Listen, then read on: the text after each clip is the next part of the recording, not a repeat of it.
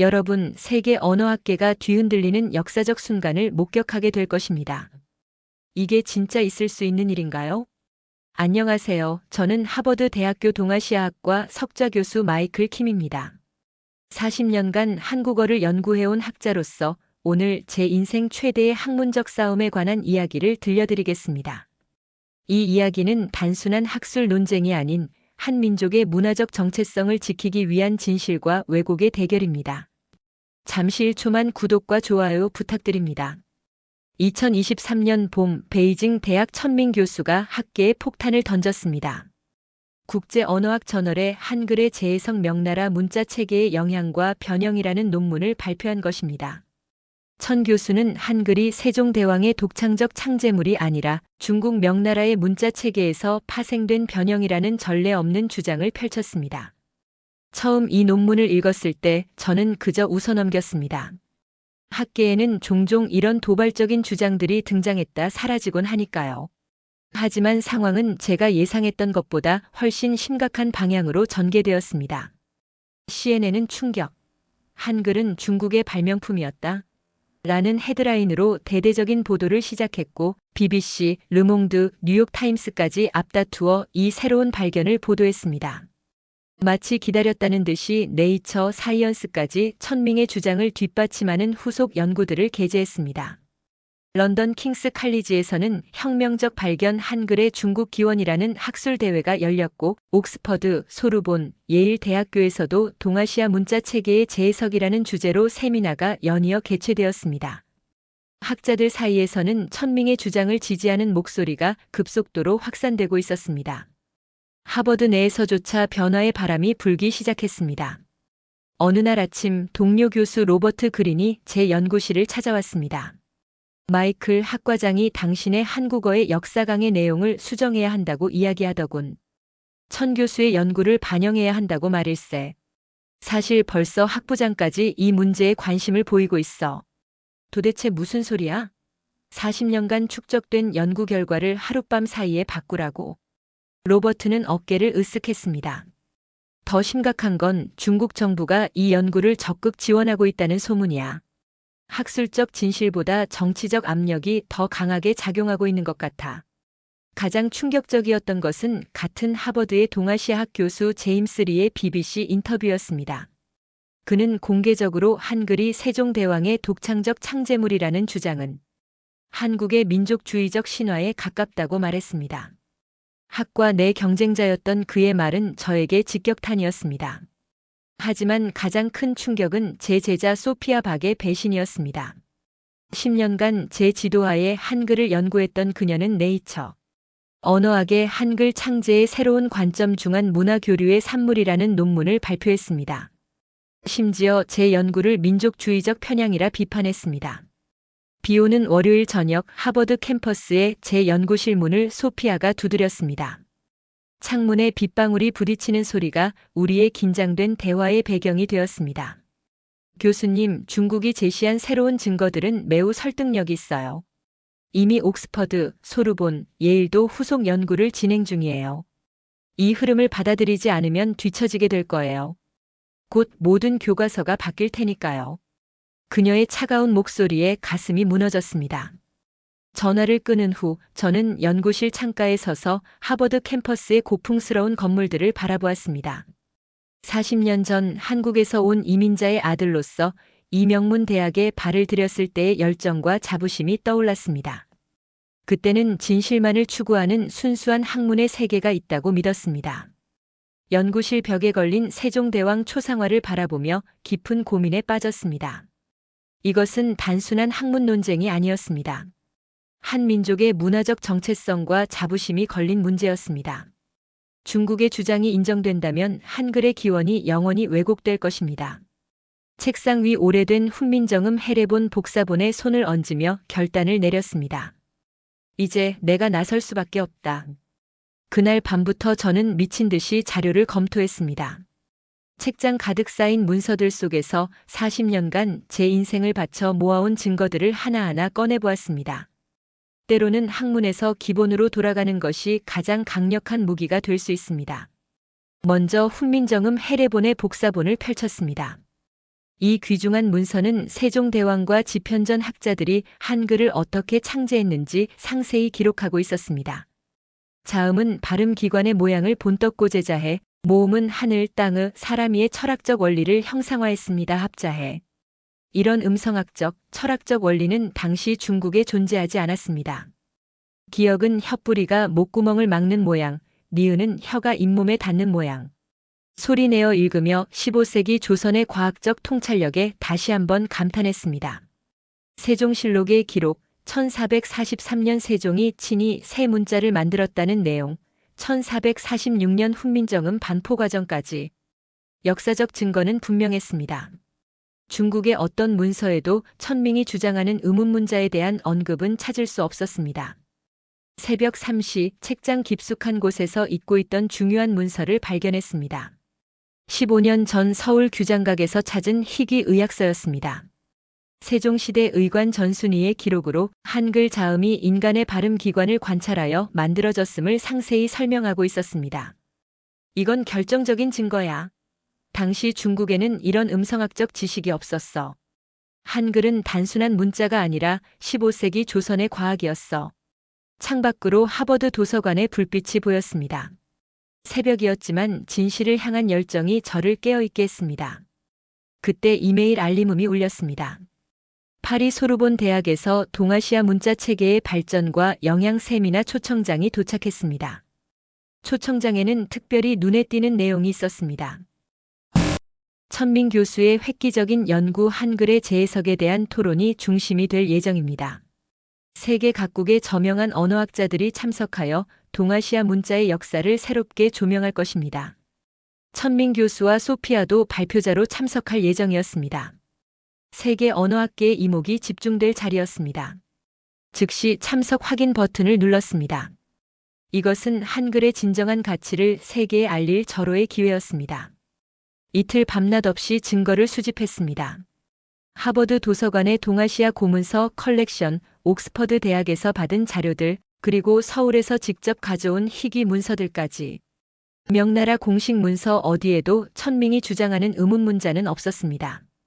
오히려 명나라 사신들이 한글의 놀라움을 표현한 기록들이 나왔습니다. 천밍의 논문은 단순한 오류가 아니라 의도적인 조작이야. 최신 음성학 기술로 한글 자음과 실제 발음 기관의 일치성을 보여주는 3D 모델을 만들었습니다. 이것은 한글의 과학성을 객관적으로 증명할 강력한 무기였습니다. 한글 창제 당시 조선의 과학 기술력을 보여주는 증거도 모았습니다. 세종대왕이 발명한 세계 최초의 표준화된 강우량 측정기, 치국이, 천문 관측 기구 혼천의, 자경루, 그리고 구텐베르크보다 78년 앞선 금속 활자 직지 심체요절까지 미국 내 한국학 학자들 중 몇몇이 저의 노력을 지지해줬고 그들의 도움으로 더 많은 역사적 자료들을 확보할 수 있었습니다. 밤새 자료를 분석하는 동안 저는 또 다른 충격적인 발견을 했습니다. 한반도와 만주 지역에서 발견된 고대 동이족 문자가 한자보다 더 오래되었다는 증거였습니다. 중국 고전 설문회자에도 동이는 글씨에 능하여 보키 씨가 이를 보고 한자를 만들었다는 기록이 있었고 최근의 갑골문 연구에서도 동이족 문자와의 유사성이 확인되었습니다. 이건 역사를 뒤집을 반전이야. 한자의 기원이 한반도와 만주 지역에 있을 수 있다니.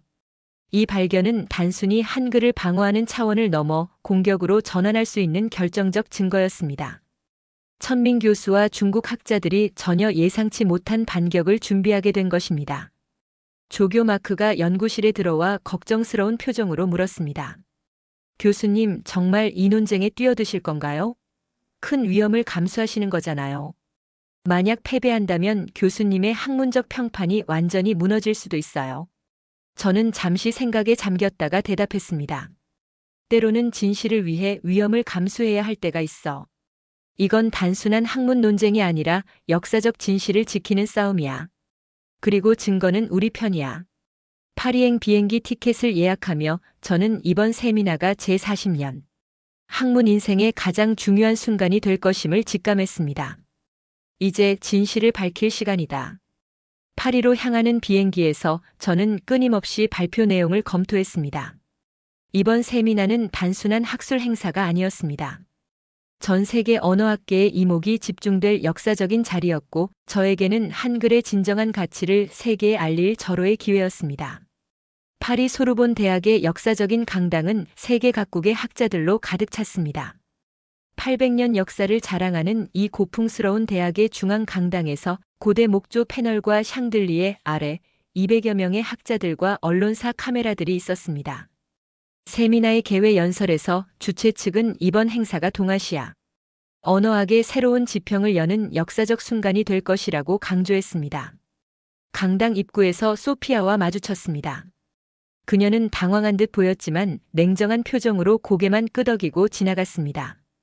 그녀의 눈에서 불안감을 읽을 수 있었습니다. 아마도 그녀는 제가 이 세미나에 참석할 것이라 예상하지 못했던 것 같았습니다. 천민 교수의 기조연설이 시작되었습니다. 그는 자신감 넘치는 모습으로 단상에 올라 한글의 중국 기원 연구에 대해 90분간 발표했습니다.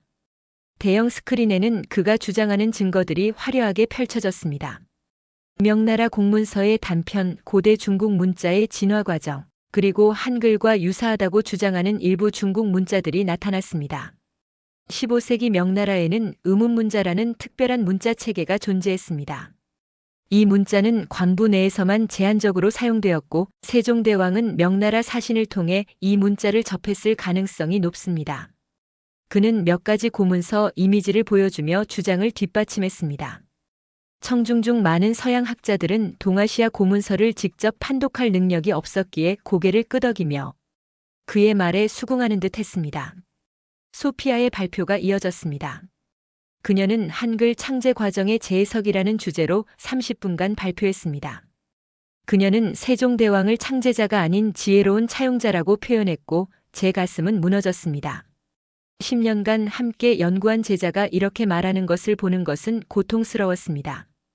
드디어 질문 시간. 사회자가 저를 지목했습니다. 모든 시선이 집중되었습니다. 심장이 빠르게 뛰었지만 저는 차분함을 유지하려고 노력했습니다. 천 교수님, 2가지 질문이 있습니다. 첫째, 의문문자의 실제 사용 예를 더 구체적으로 제시해 주실 수 있을까요? 제가 지난 40년간 연구한 명나라 공식 문서. 어디에도 이런 문자 체계에 대한 언급이 없습니다. 천밍은 모호한 답변으로 얼버무렸습니다. 그는 몇 가지 참고 문헌을 언급했지만 구체적인 예시는 제시하지 못했습니다. 둘째, 한글은 한자와 근본적으로 다른 원리로 설계되었습니다. 한글은 한자의 한계를 극복하기 위해 만들어진 것입니다. 교수님께서는 이 근본적인 차이를 어떻게 설명하시겠습니까? 이 질문에 천민 교수는 문화적 변형이라는 모호한 개념을 언급했지만 명확한 설명을 제시하지 못했습니다. 그의 표정에서 불안함이 감지되었습니다. 이제 반격의 시간. 저는 이제 몇 가지 중요한 증거를 제시하고 싶습니다라고 말하며 제가 준비해온 프레젠테이션을 시작했습니다. 훈민정음 해례본을 스크린에 띄웠습니다. 1446년 세종대왕의 명으로 간행된 이 문서는 한글 창제의 원리와 과정을 상세히 기록하고 있었습니다. 이 문서는 한글 창제의 과학적, 철학적 원리를 명확히 설명하고 있습니다. 자음은 발음 기관의 모양을, 모음은 철학적 원리를 형상화했습니다. 이러한 설계 원리는 당시 중국의 어떤 문자 체계에서도 찾아볼 수 없는 독창적인 것이었습니다. 저는 이어서 최신 음성학 연구 결과를 보여주었습니다. 3D 모델링을 통해 한글의 자음이 어떻게 실제 인간의 발음 기관과 일치하는지를 시각적으로 증명했습니다. 당시 세계에서 이처럼 과학적으로 설계된 문자는 존재하지 않았습니다. 한글은 단순한 문자 체계가 아니라 15세기 조선의 앞선 과학기술과 철학이 결합된 혁신적 발명품이었습니다. 강당 안의 분위기가 미묘하게 변하기 시작했습니다. 학자들은 이제 더 진지한 표정으로 제 설명에 귀를 기울였습니다. 천민 교수는 자리에서 불안하게 움직이기 시작했고, 소피아는 고개를 숙인 채 메모를 하고 있었습니다. 이탈리아 출신 언어학자 알렉산드로 로시 교수가 질문을 던졌습니다. 킴 교수님, 흥미로운 설명 감사합니다. 하지만 당시 조선은 중국의 속국이었고 독자적인 지식 체계를 발전시키기 어려운 상황이었다고 알고 있습니다. 어떻게 그런 혁신적인 문자 체계를 독립적으로 만들 수 있었을까요? 이 질문은 서구 학자들 사이에 널리 퍼진 오해를 대표하는 것이었고, 저는 이 기회를 놓치지 않았습니다. 로시 교수님, 좋은 질문 감사합니다. 그러나 조선은 중국의 속국이 아니었습니다. 조공 관계가 있었지만 조선은 내정에 있어서 완전한 자주권을 가진 독립국가였습니다. 오히려 동아시아에서 가장 앞선 과학과 학문을 가진 나라였습니다. 슬라이드를 넘겨 증거를 보여주었습니다.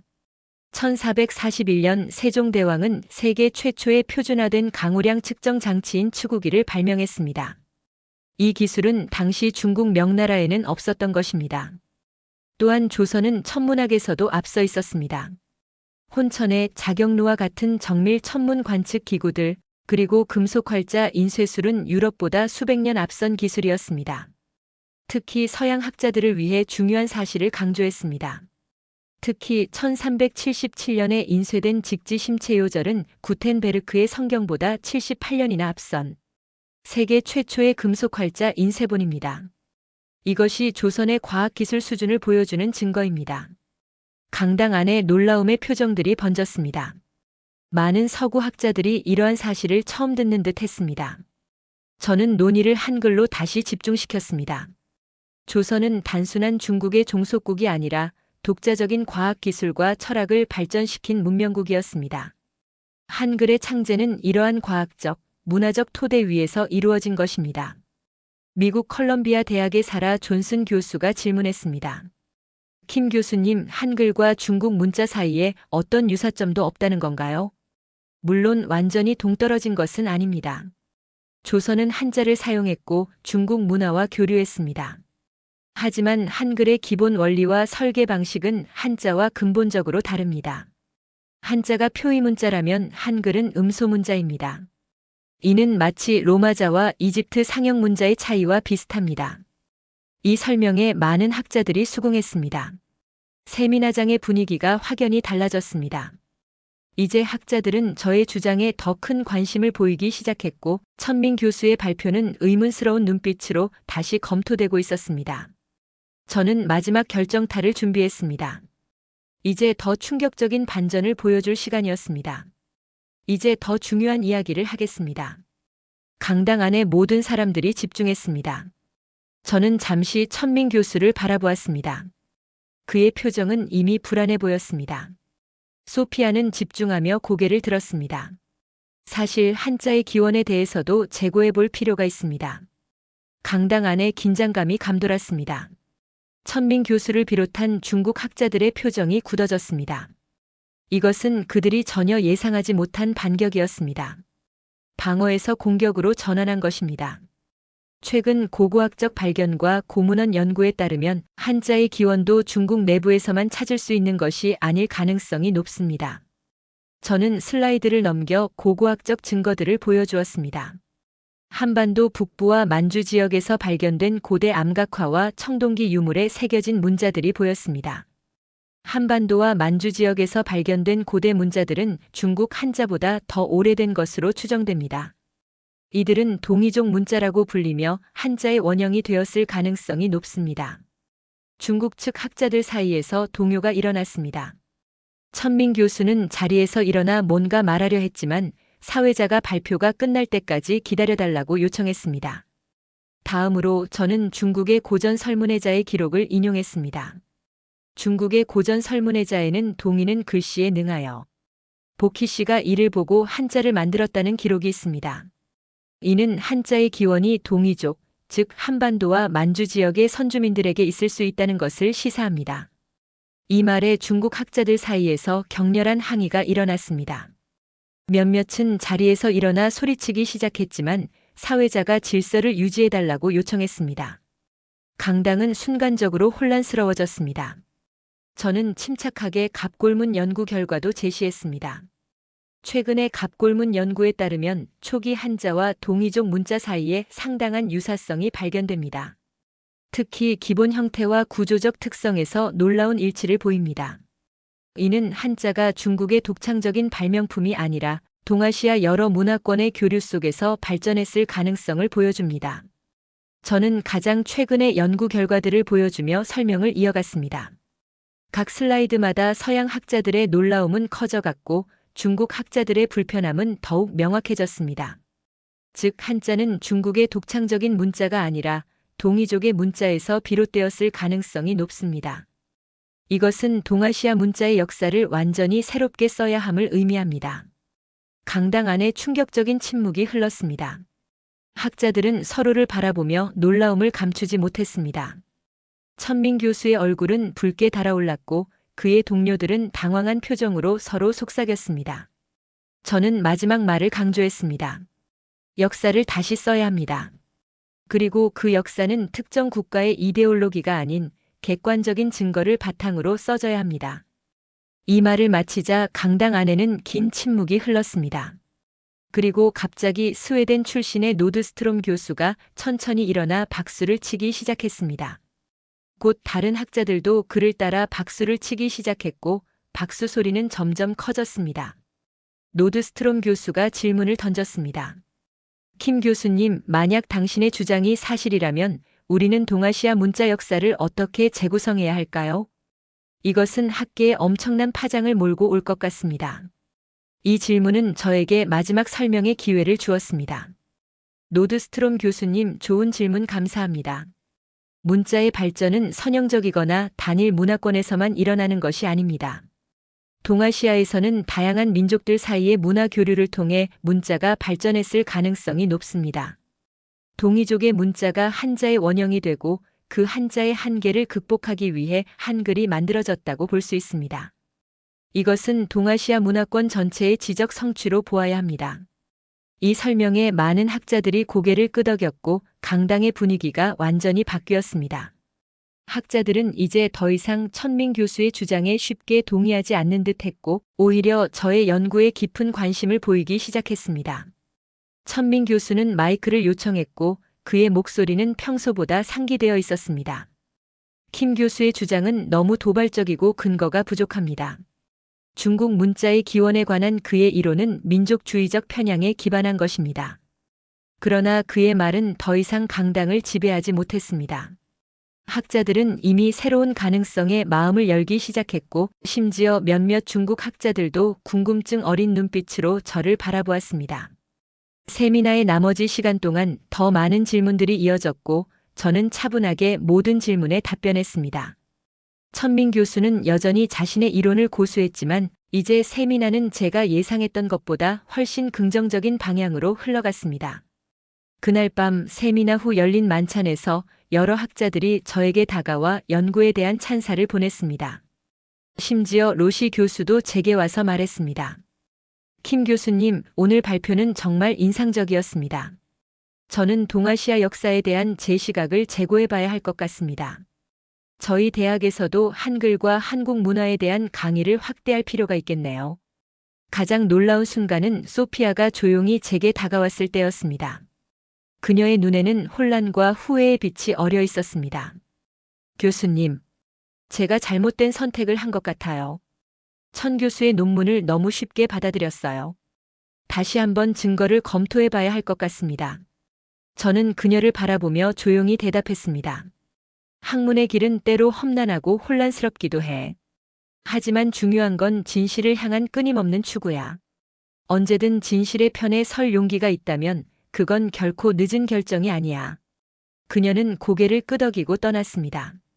그 순간 저는 이번 세미나가 단순한 학술적 승리를 넘어 역사적 진실을 지키는 전환점이 될 것이라고 확신했습니다. 세미나의 마지막 날 종합 토론 시간이 마련되었습니다. 이 시간은 3일간의 발표와 토론을 정리하고 향후 연구 방향을 논의하는 자리였습니다. 프랑스 소르본 대학의 미셸 듀퐁 교수가 토론의 포문을 열었습니다. 그는 유럽 최고의 동양학자 중 한 명으로 그의 말은 학계에서 큰 무게를 지녔습니다. 이번 세미나는 우리 모두에게 큰 충격이었습니다. 저는 솔직히 말해 킴 교수의 발표에 깊은 인상을 받았습니다. 우리가 지금까지 배우고 가르쳐온 동아시아 역사는 중국 중심으로 서술된 것이었음을 인정해야 할 것 같습니다. 그의 말에 강당이 술렁였습니다. 중국 학자들은 불편한 표정을 감추지 못했습니다. 킴 교수가 제시한 증거들은 매우 설득력이 있습니다. 특히 한글의 과학적 설계 원리와 조선의 앞선 기술력에 관한 부분은 우리가 재고해야 할 중요한 지점입니다. 또한 한자의 기원에 관한 새로운 시각도 더 많은 연구가 필요한 흥미로운 가설입니다. 영국 옥스퍼드 대학의 존 스미스 교수도 의견을 더했습니다. 저 역시 킴 교수의 견해에 동의합니다.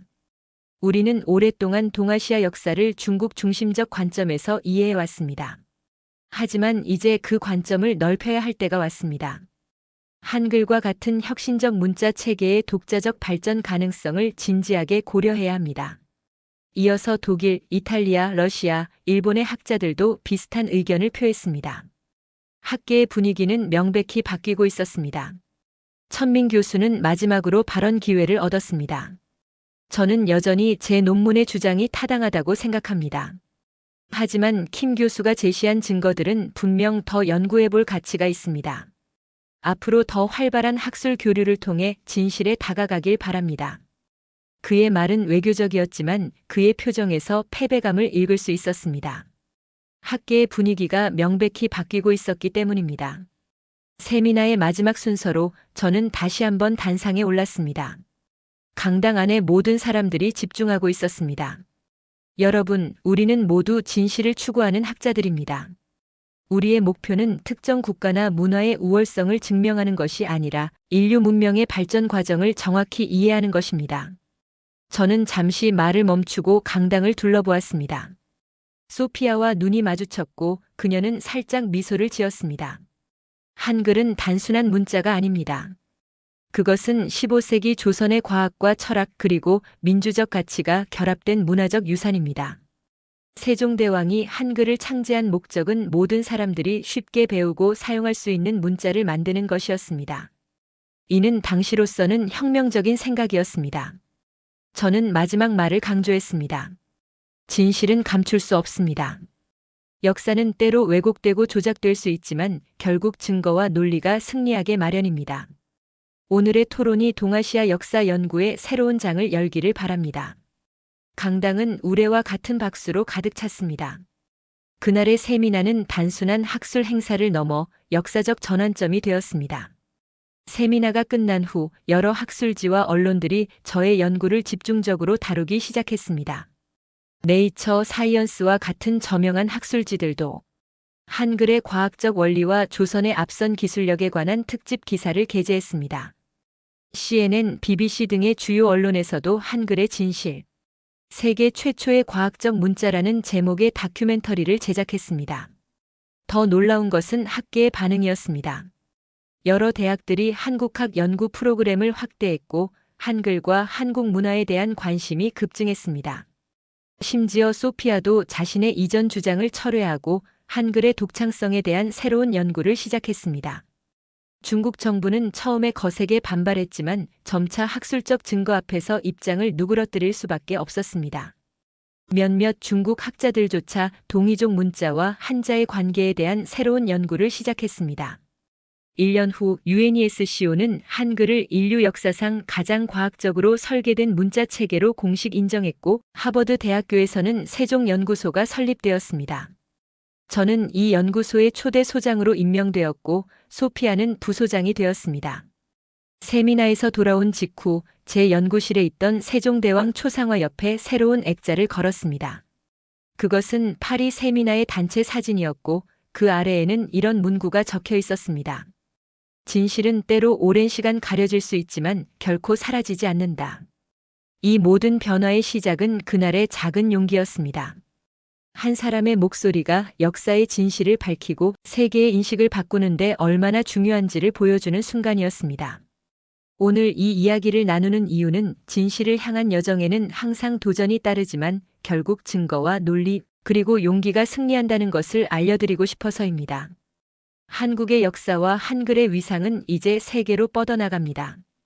그리고 그 과정에서 우리는 더 넓은 시각으로 인류 문명의 발전을 이해하게 될 것입니다. 오늘 영상은 여기까지입니다. 지금까지 시청해 주셔서 감사드립니다.